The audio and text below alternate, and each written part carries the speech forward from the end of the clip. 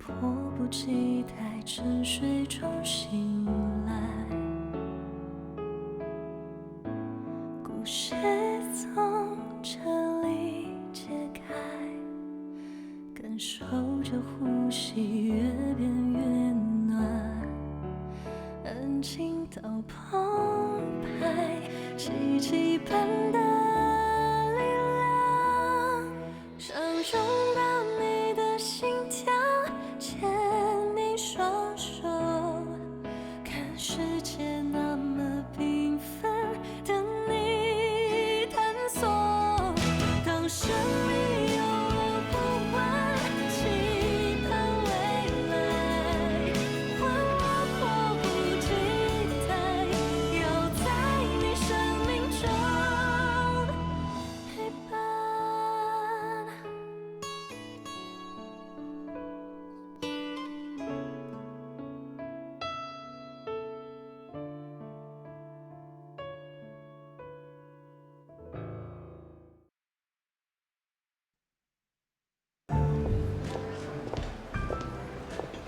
无聊。看来喝酒真的能让人放松啊！黄主任，哎，你恢复的太好了。你怎么在这儿啊？我都出月子了，我为什么不能在这儿？你现在够狂野的，刚出月子就出来玩啊？我来找你是想跟你聊一下王小柯的事情。你不用再劝我了，我不会让类似的悲剧再发生一次。我来倒不是想劝你，而是想明确的告诉你，从冯科过世到现在，首先，医学是一直在进步的，妊娠合并宫颈癌的治疗比过去更加精准。其次，难道你告慰冯科的最好方法，不是让王小柯母子平安吗？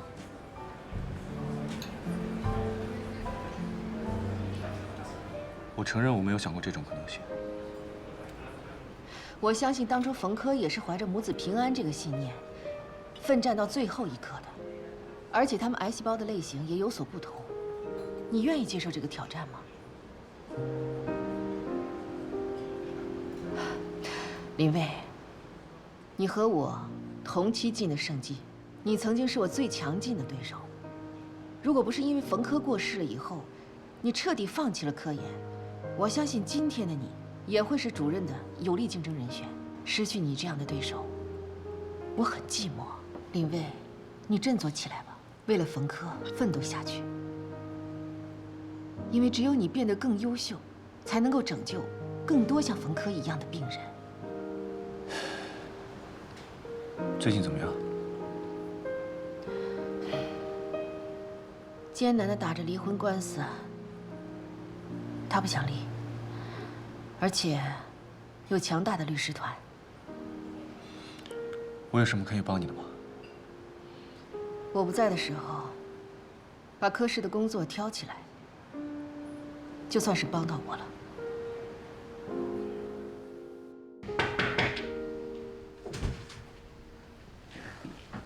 林大夫，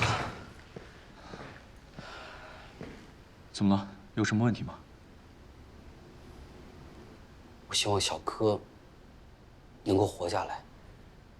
实在不行，可以不要孩子，我去说服他。如果需要的话，现在就可以终止妊娠。哪怕他恨我，也得保住他的命。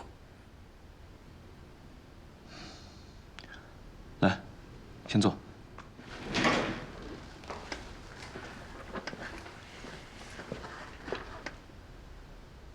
我先谢谢你做的这个决定。这些天，我想明白了很多。虽然我们都很希望王小柯能够活下去，但是没有人可以剥夺他的意愿。既然他最大的愿望是能够保住孩子，那么我作为医生，我能做的就是在尊重他最大的意愿下，尽最大的程度去帮助他。可是，您之前不是说风险很大吗？是。我妻子就是因此过世的，也给我留下了一生的悔恨和不甘。但凭此就认定你们的选择一定是往不好的方向去走，那也是武断的。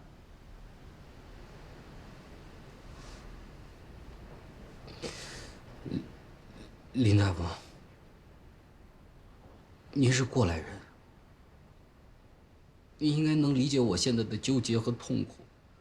我现在真的很迷茫，我每天都在问我自己，我究竟是要听您的保住小柯，还是听小柯的赌一把保住孩子？我想了好多天，我好不容易决定，我决定听您的，可是您现在，其实我跟田主任还有其他医院的医生对王小柯的情况也进行了几次会诊，大家都认为他的情况还是谨慎乐观的。针对他的情况，最可行的方式就是进行新辅助化疗 NACT。可是之前不是说对胎儿影响很大吗？这些年有新型的化疗药物不断在问世，治疗方案和给药途径也在不断完善。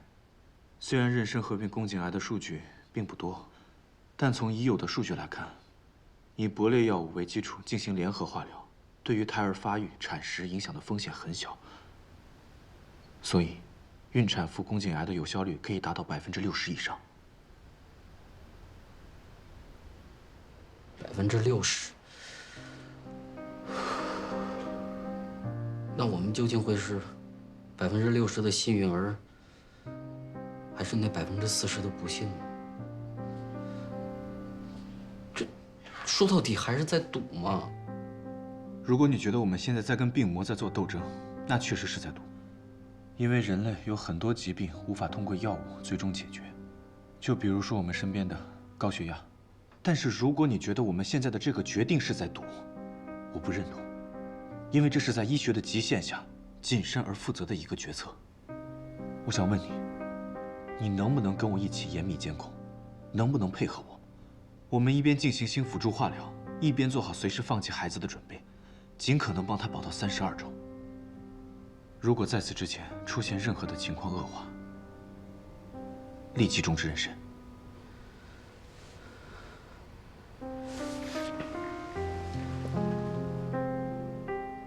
林大夫，我想问句不该问的。你说，您能对此负责吗？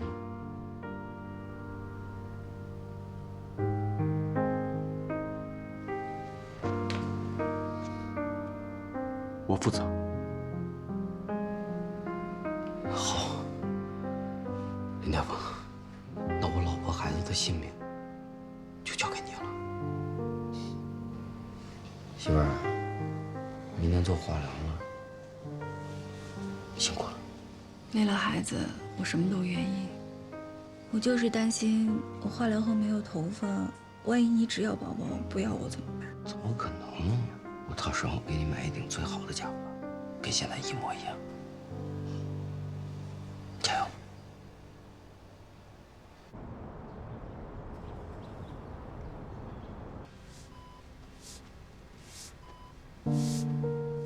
妈，我跟你说，我交男朋友啦，就是你特别喜欢的那个刘医生，刘念白，高高帅帅，笑起来特别阳光的那个男孩。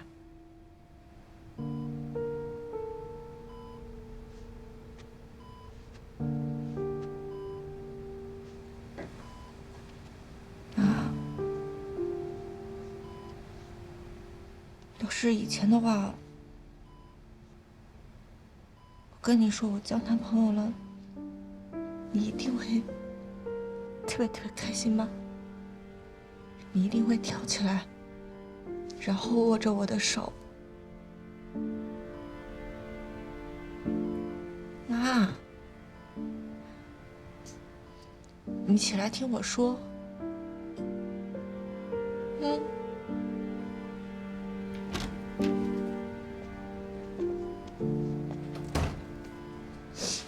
杜医生，这个月的医药费该续了，已经用完了。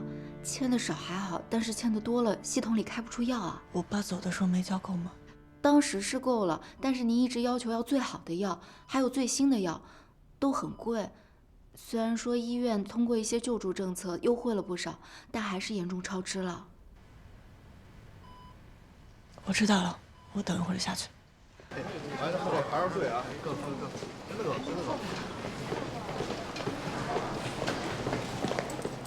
够不够交？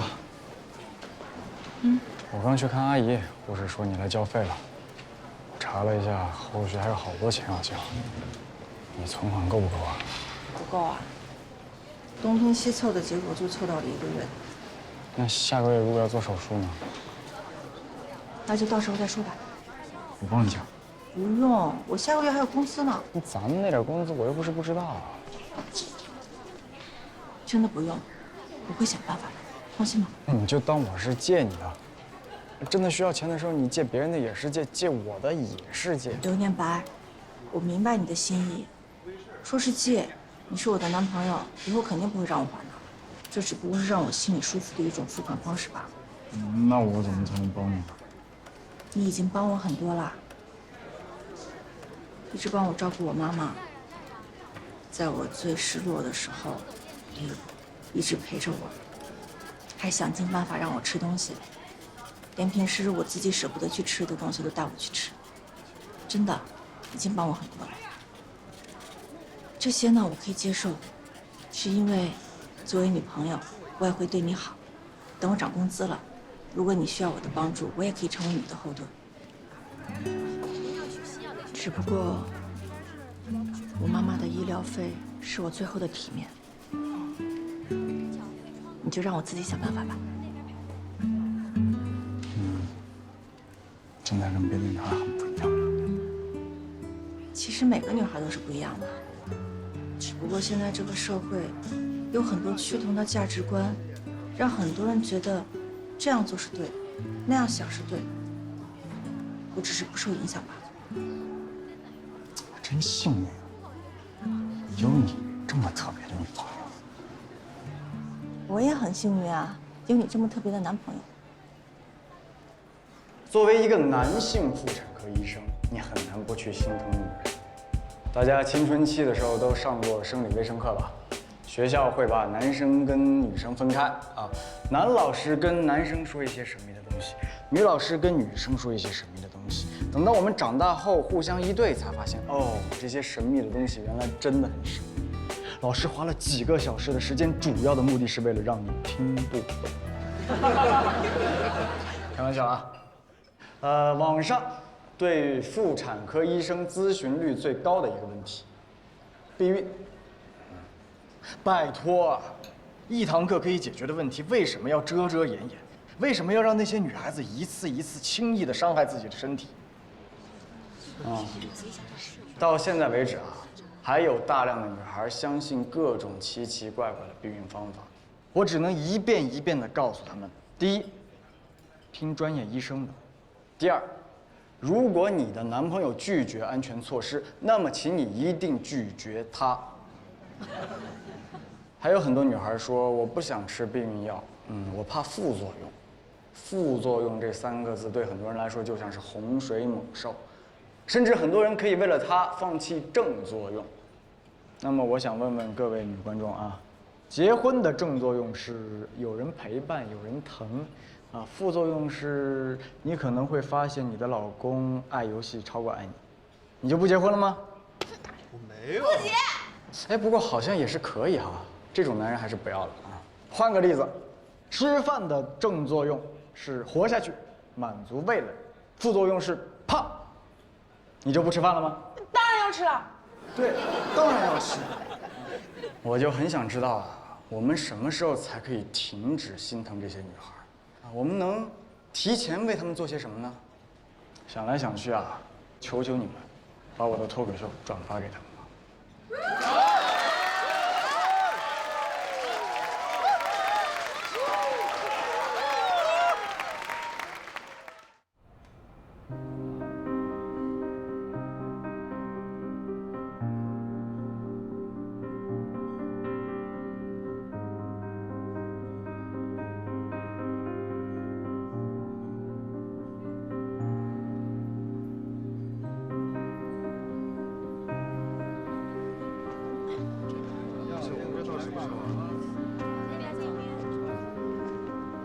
姐姐，你怎么在这儿啊？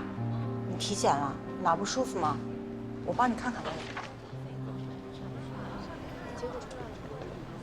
我不是要打探你的隐私，我就是本能的想帮你看看。对不起啊。没关系，没关系，我今儿做个身体检查，还有好几项检查都没做呢，我先走了。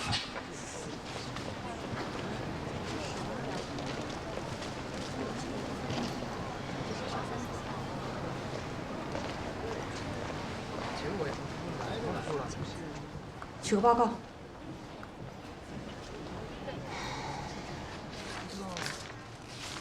这个，哎，刚刚那大姐你认识啊？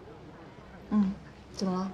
B 超疑似卵巢癌，她拿到报告以后看了几眼，赶紧跑过来问我，问是不是拿错了，问疑似是什么，还问疑似跟旧氏有什么区别。哎呦，我给她解释好半天。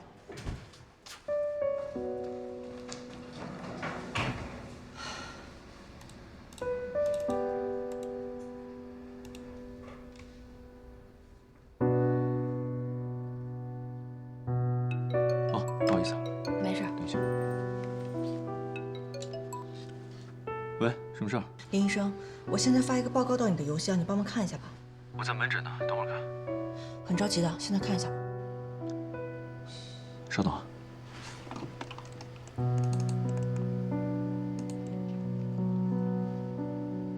卵巢癌，你让我看什么呀？确定是卵巢癌。你医学院白上了，这都不是卵巢癌，什么是卵巢癌？赶紧安排住院。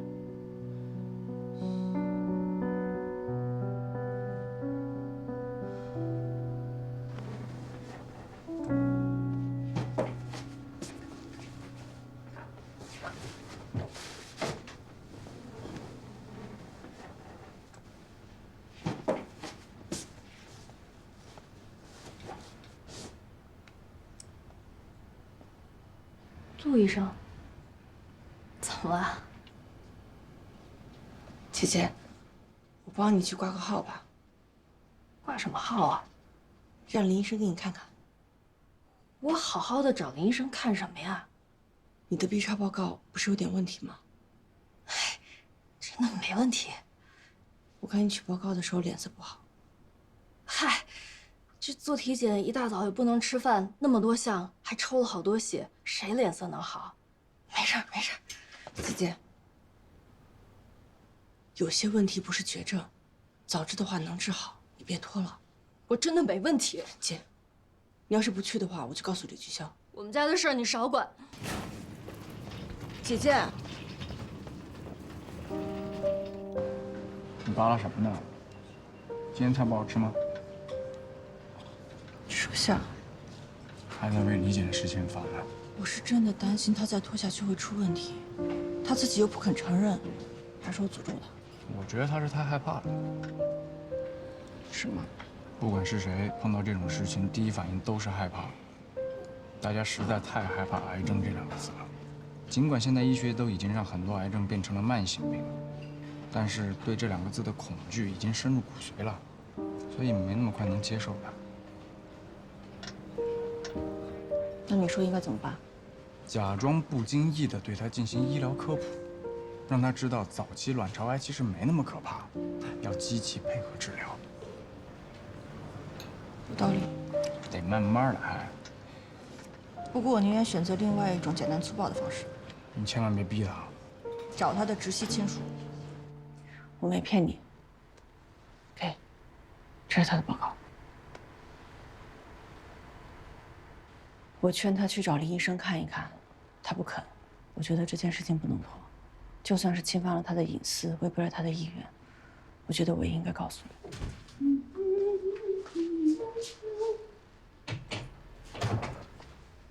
你们俩又吵架啦？没有，为了个病例争了几句，真的没有。真的没事吗？真没事。啊，对了，黄主任问你56号床的病人今天可不可以出院？如果可以的话，你尽快去跟他说一声。好吧。你们真的没有吵架吗？没有。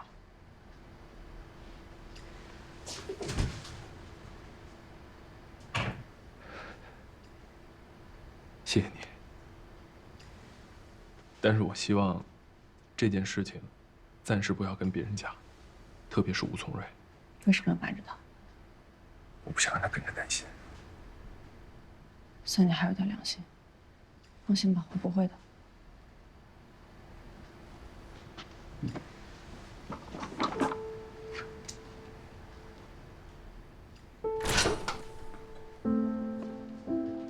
锦香，回来了，吃了吗？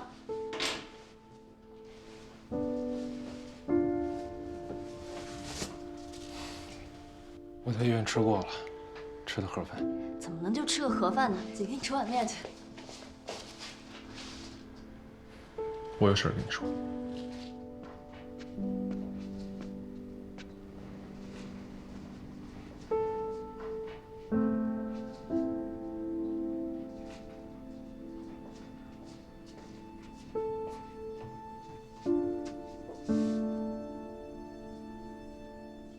把你所有的体检报告都拿出来。啥体检？吴聪蕊跟我说，你去医院里检查能不能怀孕，所有的项目都检查了一遍吧。把报告给我。检查报告还没出来呢。别骗一个医生。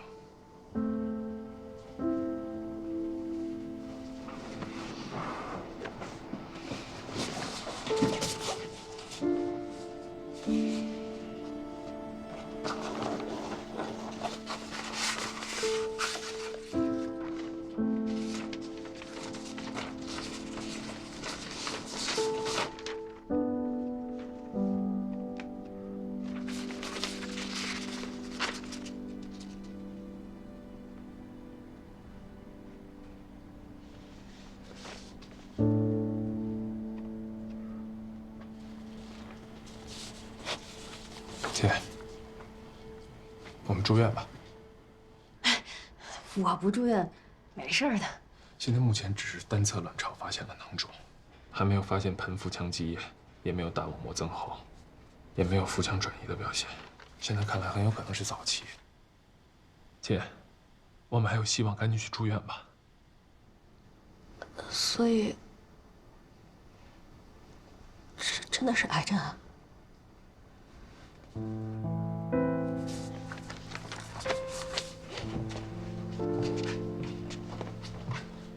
姐，你别怕，癌症不都是绝症，而且现在咱们发现的早。怎么会这样呢？我这刚准备结婚，还想生孩子，不是为什么我会得癌症？姐，你别这样，真的不严重。我们只要现在立即去住院，应该不会有什么事儿的。得花多少钱啊？姐，这都什么时候了，你还想着花多少钱？花多少钱都得把这病治了吧？走，现在就去。走啊，姐！哎呀，不是，婚我也不结了，我不能为了王大成，我也不能为了你，钱我也一分都不用，留给你结婚。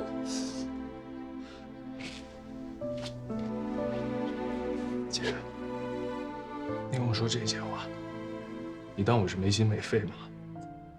你从小到大供我上学，放弃了多少？现在还要让你放弃生命，让我去结婚？你看着我，这个病我们必须治，不仅要治，而且必须得给他治好。我要让你健健康康的，然后去结婚，生一个大胖小子。啊？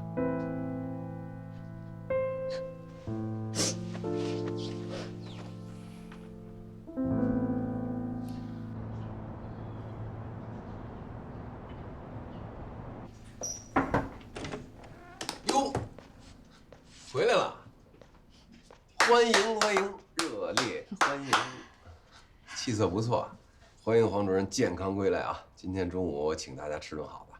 别，你突然间对我这么热情，我不是很习惯。你看，老样子，老是泼冷水，身体怎么样？完全没问题，产后42天会诊，好极了。精神科呢，我也看了，再吃一阵子药，观察一下就好了。其实你不用着急回来，科室里虽然很缺人，但是你看你带着俩孩子还得上班，我怕你照顾不过来。我来就是想跟你商量这件事的，倒不是顾不过来，我父母都来了，也请了保姆，照顾2个孩子是绰绰有余的。只是呢，我希望花点时间陪陪孩子。让思琛她的状态稳定下来，还要争夺2个孩子的抚养权。所以呢，我打算把手上的一个科研项目和一些管理工作交给林卫。我早就想让他多分担点工作，但是呢，他老是拒绝我。你让他为了升职多负担点工作，他肯定不愿意。但是如果为了帮我，可能有戏。那感觉好了，趁这个机会，也让他出点成果，再往上走走。那你跟他好好说说。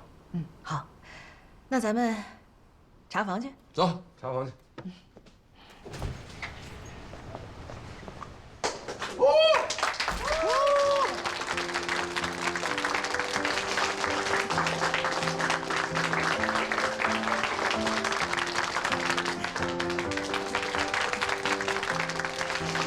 欢迎黄主任回来。谢谢。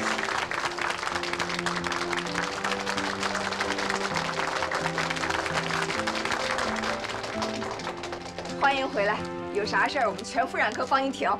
哎呀，护士长您太客气了，不会有事的，放心吧。哎呦，这花好美啊，先给我留着，我查完房回来拿啊。好嘞。田主任，查房吧。好。来来来。你提我干什么？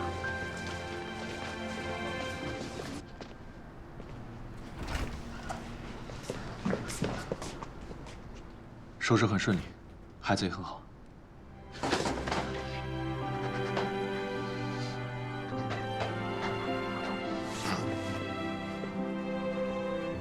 谢谢雷大夫，你根本不知道我这几个月是怎么过来的。我懂，我懂，都懂啊。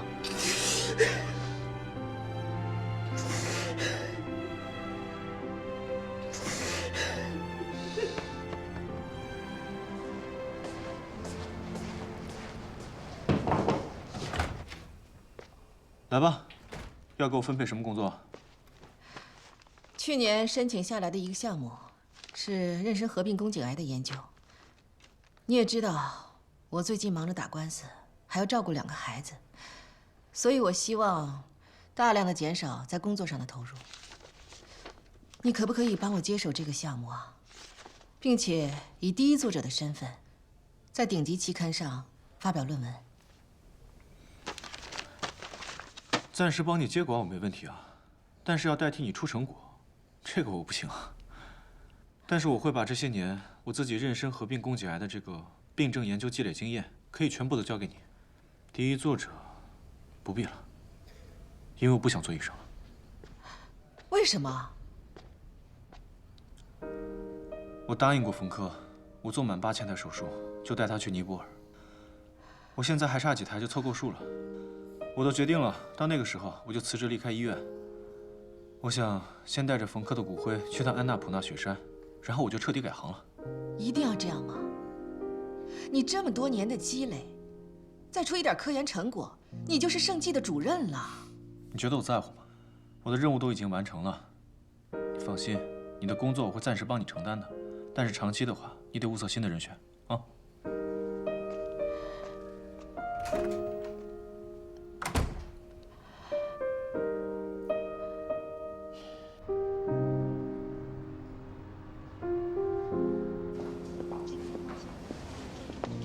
俊霄，我可等到你了，要不我先带你参观一下？去。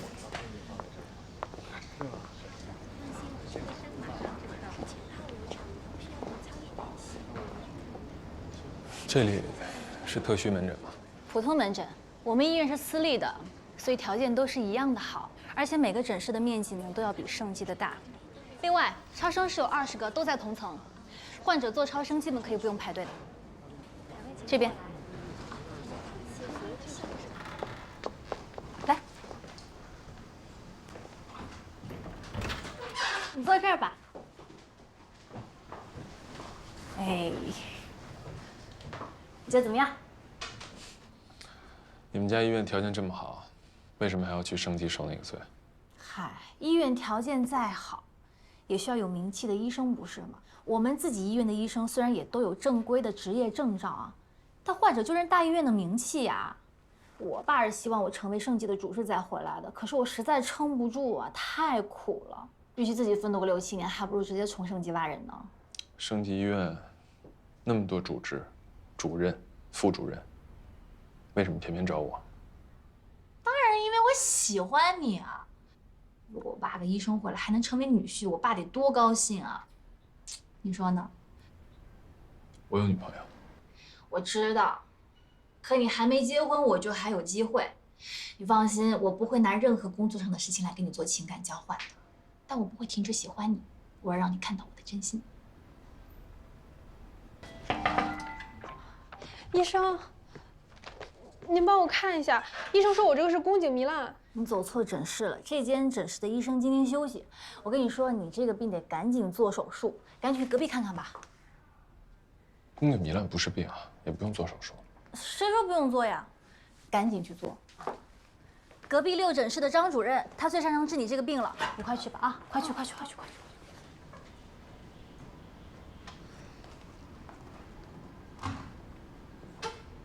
你在胡说什么？宫颈糜烂根本就不是病，也不需要做手术。在我的医院都得做。你这是在骗人，你知道吗？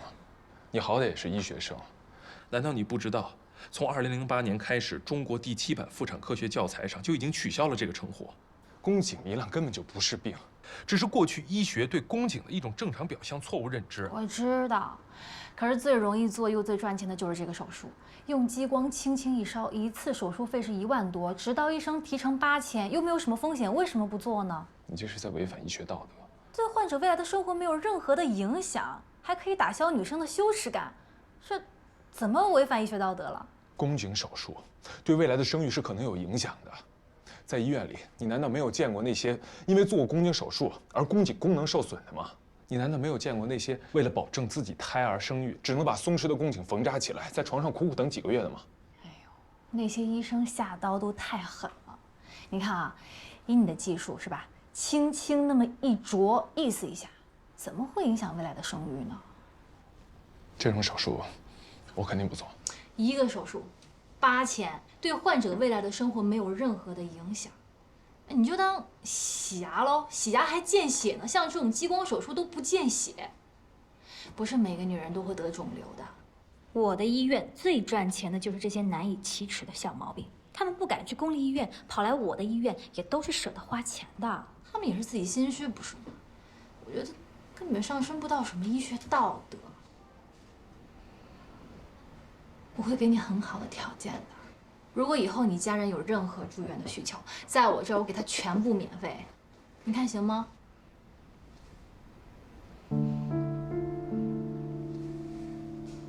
伤害人的事儿，我肯定不做。这个不会伤害人的。走，我给你看看合同。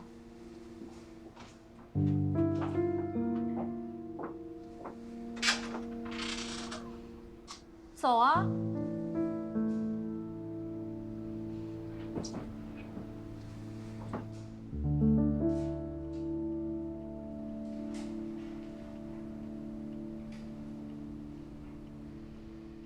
说吧，你女朋友又有什么事儿了？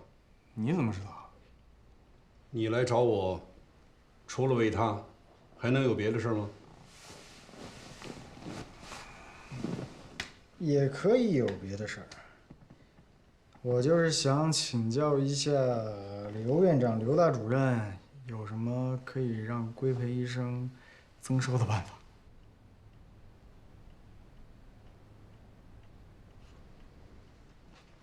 规培生，规培生的任务就是锻炼和学习，早点完成考试，走入下一阶段。想什么增收啊？再说了，规培生一天工作忙下来，累得像一滩泥，还不倒头就睡，还要精力搞副业。规培医生也是人，也有经济困难的时候。你母亲的家族留给你的信托基金，应该不会造成你生活困难。你说的，不是你自己吧？不是我。这不结了，还是你女朋友呗？怎么？养不起女朋友了？他不让我养。嗯，倒是一个有骨气的女孩，不像你。对，就我这么没骨气。怎么，不反驳我了？这不是求人吗？哪有求人还嘴硬的？切！你女朋友英文怎么样？好，特别好。正好，我有一个国际合作项目，有大量的文献和资料要翻译。本来也想找人的，签字800元，那就交给他。但是我丑话说前头，别耽误我的进程。如果做不来，赶紧告诉我，我找别人。做得来，肯定做得来，必须做得来。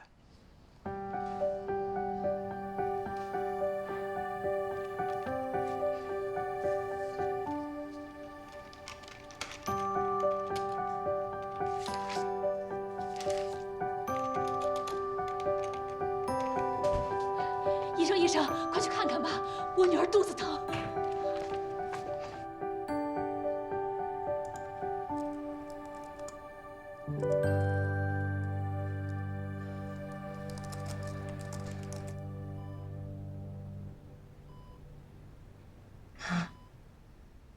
有没有感觉好一点？我也不知道你什么时候在睡觉，什么时候是醒着的。我跟你说话，会不会打扰到你休息啊？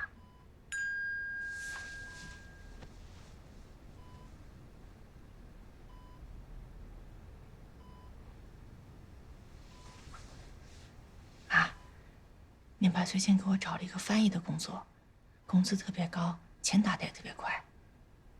你的医疗费不用发愁了，你放心吧。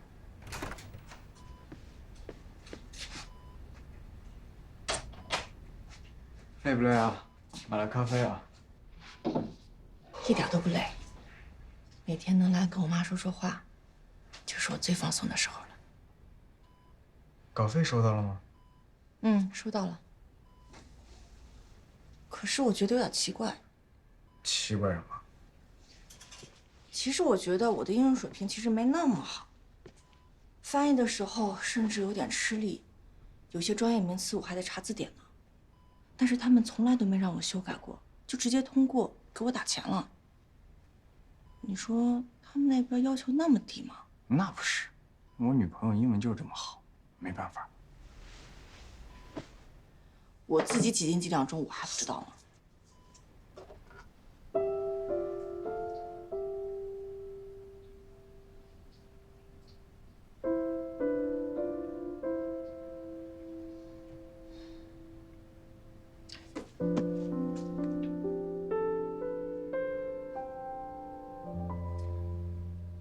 任医生，不好意思，可以把我前几次定稿的文件发给我看看吗？我好像有一个词一直用错了，我想再确认一下。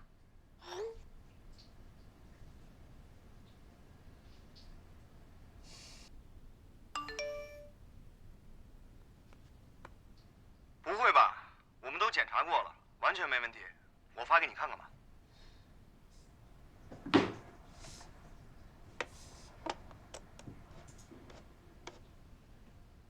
嗯，改过了。这个人的英语水平得甩我一大截，跟母语似的。刘念白。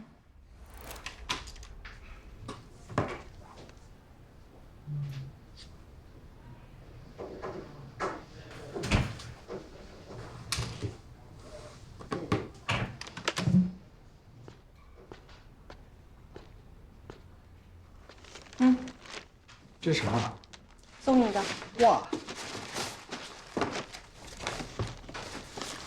这什么限量版？买不到限量款，这是普通款，只不过我用手术线在上面缝了你的名字，算是特别限量版吧。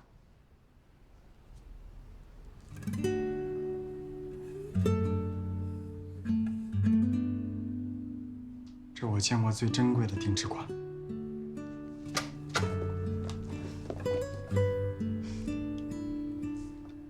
不过你现在钱这么紧张，为什么给我买鞋啊？我的稿费不是有你的一半吗？我没有啊，我就是随便改改。你就是随便改改，我随便看看都知道我写了多久你就改了多久，还特别嘱咐我每一篇都要邮件抄送给你，然后你就快速的修改完，再给人家发一份定稿版，你不累吗？这是你的劳动成果，我就是怕你没时间。你要是有时间，肯定做得特别完美。英文对我来说就很简单，我不累。你不要生气，我不想让你难看。有这么体贴的男朋友，我怎么会生气呢？以后稿费我们1人1半。顺便告诉你一个好消息，这个月我妈妈的医疗费已经交完了，还有结余，所以我请你吃饭。我要吃你做的。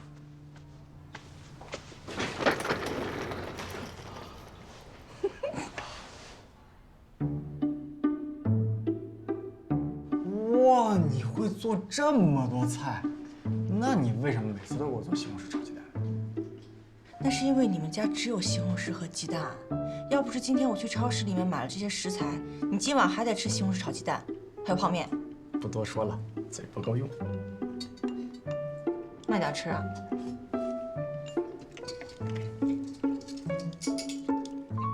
我不能喝酒啊。我知道，没有你的杯子。你少喝点啊！今天这么好的日子，我可不想挨打。放心吧，不会喝多的。哎呀，吃什么好呢？来个虾。